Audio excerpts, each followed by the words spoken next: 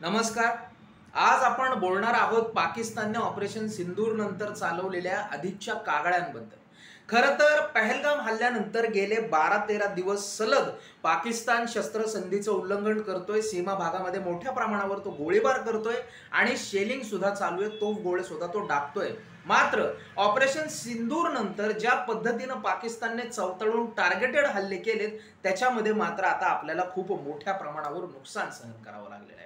काल ऑपरेशन सिंदूरच्या मध्यरात्री जवळपास 10 भारतीय नागरिक यांचा मृत्यू झाल्याची बातमी कळाली.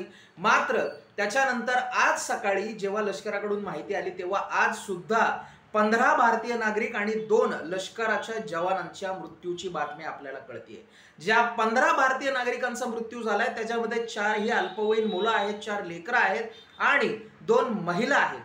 पाकिस्तान वारंवार टार्गेटेड किलिंग्स करते. मात्र या सगळ्यामध्ये माझा आजचा प्रश्न हा आहे की देशभर विविध ठिकाणी मॉक ड्रिल आपण पद्धतीनं ज्या सेलिब्रेट करतोय, आपण जे करू पाहतोय, मला सदर व्हिडिओच्या माध्यमातून सरकारकडे एक विनंती म्हणा, मागणी म्हणा, ती लावून धरायची आहे की मॉक ड्रिलचा जो इव्हेंट आहे, कारण बऱ्याचशा सत्ताधारी पक्षाकडून तो इव्हेंट सारखाच दाखवला जातोय, पण त्याचं गांभीर्य खूप आहे.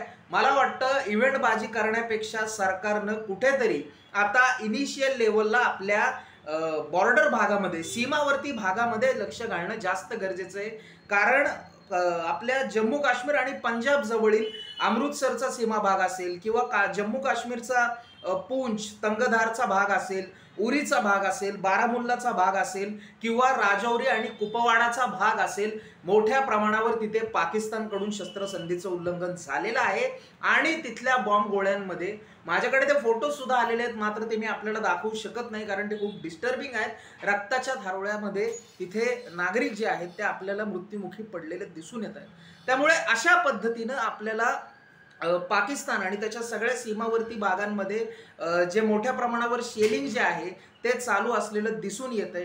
मात्र या सगळ्यामध्ये सरकारची भूमिका ही कुठेतरी ठोस पावलं उचलताना दिसत नाही. अर्थात आपली संरक्षण दलं, सैन्य दलं ही मोठ्या प्रमाणावर तिकडून नागरिकांना हवी ती मदत करतायत, तिथल्या शाळा बंद केल्या जात आहेत. मात्र तिकडच्या नागरिकांना आता मोठ्या प्रमाणावरती स्थलांतरित करण्याच्या किंवा तिकडच्या पाकिस्तानी गोळ्याचा जो फायरिंगचा जी रेंज आहे त्याच्या किमान मागे सुरक्षित अंतरावर आणण्याची गरज आहे. त्यामुळे मला वाटतं आता सिंदूरचं सेलिब्रेशन अर्थात हे झालं पाहिजे, सैन्य दलाच्या शौर्याचा सन्मान झाला पाहिजे. मात्र या सगळ्यामध्ये सीमावर्ती भागातील नागरिकांच्या आयुष्याचा विचार देखील आपण गांभीर्यानं केला पाहिजे आणि त्या नागरिकांना जितक्या लवकर शक्य असेल तितक्या लवकर आपण सुरक्षित भागामध्ये आणलं पाहिजे, तिकडे लक्ष दिलं पाहिजे. आणि पुन्हा एकदा मी सांगतोय की कोम्बिंग ऑपरेशन, सर्चिंग ऑपरेशन देशाच्या अंतर्गत गरजेची आहेत.